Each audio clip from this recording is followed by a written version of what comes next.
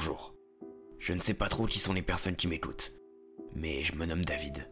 Je suis chauffeur de bus depuis de nombreuses années. Certains pensent que ce n'est pas un métier passionnant. Eh bien, détrompez-vous. On se fait beaucoup de connaissances comme ça. Les commerçants des rues par lesquelles je passe me saluent quand ils me remarquent. De même pour les passants qui me connaissent. J'aime beaucoup nouer des liens forts avec mes passagers. Je vous ai déjà parlé du lien que j'avais avec ce policier. Ce n'est pas la seule histoire que j'ai à raconter. Comme je vous l'ai dit, je rencontre des types de personnes vraiment différents, que ce soit en termes de caractère ou en termes d'âge. Des enfants prennent le bus avec leurs parents pour aller à l'école. Des enfants seuls aussi d'ailleurs. Des collégiens le font également. Et plusieurs lycéens. D'ailleurs, c'est de l'un d'eux dont j'aimerais vous parler. Il n'y en a pas beaucoup qui montent dans mon bus, alors je les remarque facilement. Il faut dire que je remarque tout le monde également. Ce lycéen, c'est un jeune homme que j'ai l'habitude de transporter 4 fois par semaine. Le mardi matin et soir, ainsi que le jeudi matin et soir. Son emploi du temps correspond avec mes horaires, c'est toujours là. Le reste du temps, il prend le bus de mon collègue. Un type bien sympathique d'ailleurs. Enfin bref, je ne suis pas ici pour parler de lui. Donc je disais, c'est un lycéen tout ce qu'il y a de plus normal, mais il possède une joie de vivre extraordinaire. Chaque début de trajet, je le retrouve avec un grand sourire. Et puis, il a commencé à m'appeler d'une façon assez drôle. Bonjour chef, au lycée comme chaque trajet. Hey, chef, c'est nouveau ça. On appelle comme ça les kebabiers. C'est quand quelqu'un est un professionnel dans ce domaine. Oh, je vois. Il est vrai que je suis un peu un pro, et le chef de mon cher bus. Alors, tu peux m'appeler comme ça si ça te chante. Tiens, ta monnaie. Merci chef, je vais m'asseoir à la même place que d'habitude. La 5e place de la rangée, hein. C'est ça, elle est vraiment tip top. Trouver une place qui nous plaît, c'est comme trouver un métier qui nous plaît. Il ne faut jamais lâcher. Toujours vos morales, vous. Changez rien, chef. On ne change pas une équipe qui gagne, voyons. Nos discussions tournent souvent comme ça. Et des fois, je lui demande si ça se passe bien au lycée. Vous savez, le genre de question bien ennuyeuse, à laquelle on n'a jamais envie de répondre. À cet âge-là, quand on me l'a posé, je répondais sec que tout allait bien. Alors que j'avais qu'une envie, c'était de me plaindre parce que les cours étaient trop difficiles, que la fille qui me plaisait m'avait mis un râteau, que les horaires étaient insupportables et que les professeurs passaient leur temps à me dire que j'étais un mauvais élève et que j'allais finir éboueur. Je ne sais pas ce qu'ils avaient les professeurs de mon temps, à croire que des sous-métiers existent, alors que pas du tout. Je connais beaucoup d'éboueurs et je vais même boire un verre avec certains en week-end. Ce sont des types vraiment sympas. Enfin bon, tout ça pour dire que c'est le genre de question à laquelle on n'a pas envie de répondre. Mais pourtant, même si je me doutais de la réponse, je lui posais quand même. Après tout, ça fait de la discussion. Alors, comment c'est l'école en ce moment? Oh chef, vous savez, le lycée c'est relou. Haha, oui je me doute. J'ai eu ton âge aussi. Les cours ça va, j'arrive à gérer. Mais il y a un nouveau, il est insupportable. Il dérange les cours tout le temps. Oh je vois, tu sais, moi aussi, j'en ai fait des bêtises quand j'étais jeune. Ah, la bonne époque.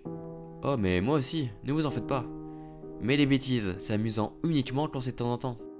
Lui, il est vraiment insupportable. À ce point-là? Et les professeurs ne font rien? Ils pensent qu'il va finir par se calmer. Eh bien, espérons-le. Ouais, enfin, sinon tout va bien au lycée. C'est le plus important. Comme d'habitude, il part s'installer à la même place. Vous aussi, vous aviez toujours ce gars assez lourd en cours, à toujours faire des blagues pour rien dire. J'en ai eu un une année. C'était assez dérangeant, et j'ai loupé plusieurs de mes contrôles à cause de lui. Enfin bon, c'est malheureusement la vie. Pour en revenir au lycéen, un jeudi soir en le reprenant en transport, je le vis avec une trace noire à l'œil. Pour moi, il n'avait aucun doute. Il s'agissait d'un tocard. Bah alors, qu'est-ce qui t'est arrivé? Oh rien, ne vous en faites pas chef. Le lycéen souriait, comme toujours. Tu as quand même un bon gros tocard. Ne vous en faites pas, il va partir d'ici quelques jours. C'est l'autre là, le nouveau. Oui, comment vous avez deviné? Mais ne vous en faites pas, je l'ai bien défoncé en retour. Il souriait encore plus, en faisant un pouce avec sa main. J'espère bien, il ne faut pas te laisser faire mon petit. Ça va, je vais m'installer. Puis il partit s'asseoir à la 5e place. Le mardi matin d'après, il est monté dans mon bus, avec un air moins joyeux qu'habituellement. Salut chef, comme d'habitude. Ça marche. Tout va bien? Tu as l'air un peu... Fatigué, oui, je sais. Ma mère n'arrête pas de me le dire. Malheureusement, le week-end arrive dans longtemps. Ça va le faire, un peu de courage. Le lycéen marmonna un truc, puis il partit aussitôt en direction de sa place. Je m'apprêtais à lui demander ce qu'il avait dit lorsqu'un homme est monté. Je ne l'avais encore jamais vu. Bien le bonjour. Je me rends à l'ancienne gare s'il vous plaît. Bonjour, ça fera 1 euro s'il vous plaît. Tenez, merci bien. Puis il allait s'installer à la première place.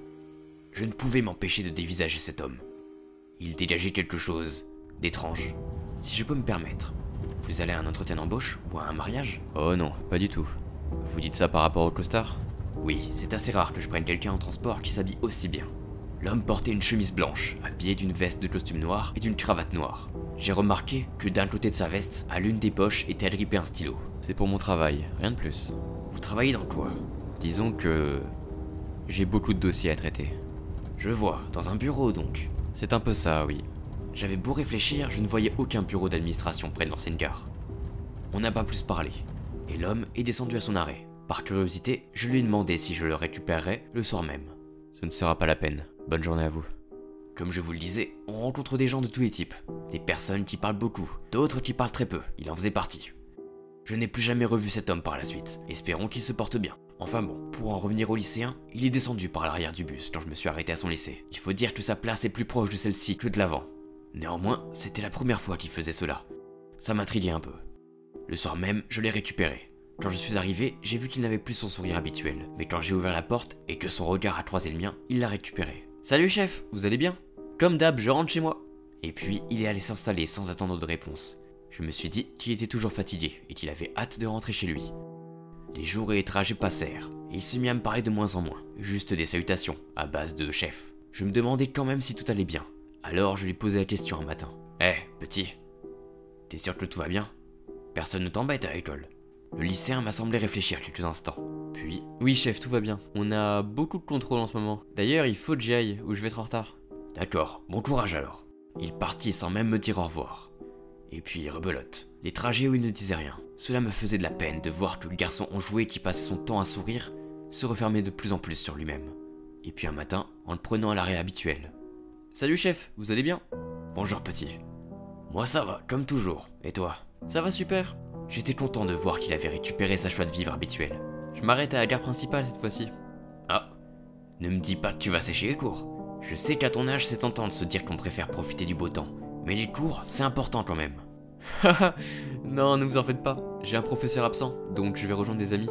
On va y aller en marchant tous ensemble. Oh, je vois. C'est un bon plan avec ce beau soleil. Tiens, ton ticket. Merci chef. Il est parti s'installer à la 5e rangée. J'étais vraiment content de savoir que tout allait mieux. Je me suis sûrement fait des idées.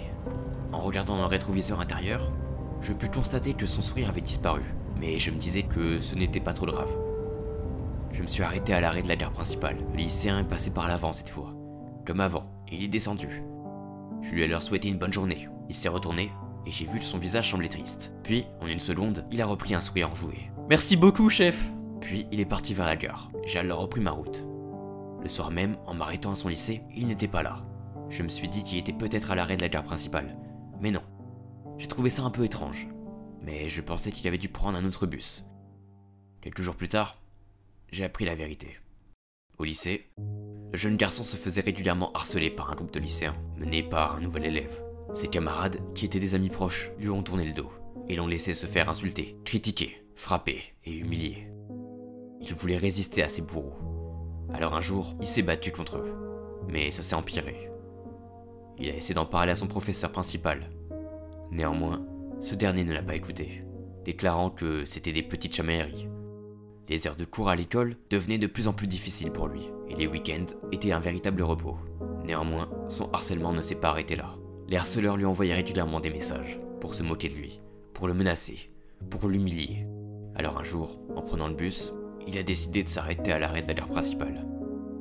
Il est descendu, s'est dirigé dans la gare, a attendu au bord des quais. Il a laissé quelques trains passer, pendant que ses larmes coulaient. Puis, il a sauté, et tout était terminé. Il était seul. Et pourtant, il résistait à ses bourreaux, essayant au mieux de garder le sourire pour ne pas inquiéter ses proches. Il menait un combat seul, un combat qui n'a pas eu la force de continuer. Un combat qui, petit à petit, a fini par le détruire. Tout ce que je viens de vous le dire, ce jeune l'a expliqué dans sa lettre, laissée dans son sac au bord des quais de la gare. Sur le coup, et encore aujourd'hui, je m'en suis voulu. Je m'en suis voulu de ne pas avoir remarqué les signes. Je me doutais de quelque chose, mais je ne l'ai pas vu assez clair. Je me suis laissé distraire par son sourire de façade. Vous savez, ce n'est pas parce qu'une personne montre qu'elle va bien, qu'elle va forcément bien. Beaucoup dissimulent leurs ressentis et leurs émotions sous un faux visage. Pas par égoïsme, ni par malveillance, mais pour ne pas affecter les autres. Ils gardent tout pour eux. Je pense qu'il est honorable de ne pas se plaindre de tout.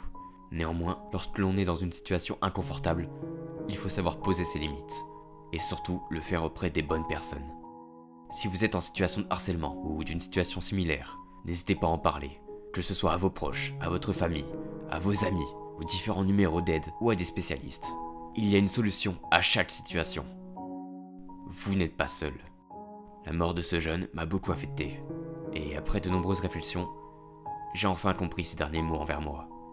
Il ne me parlait pas que de l'arrêt, mais de toute notre discussion, de la bienveillance qu'il a su cerner en moi. Et pourtant, même si tu m'as remercié, je n'ai rien fait pour le mériter. Je n'ai pas su discerner les signes. Je n'ai pas su comment t'aider. Je n'ai pas su te sauver. Et pour cela, j'en serai à tout jamais désolé. Merci beaucoup, chef.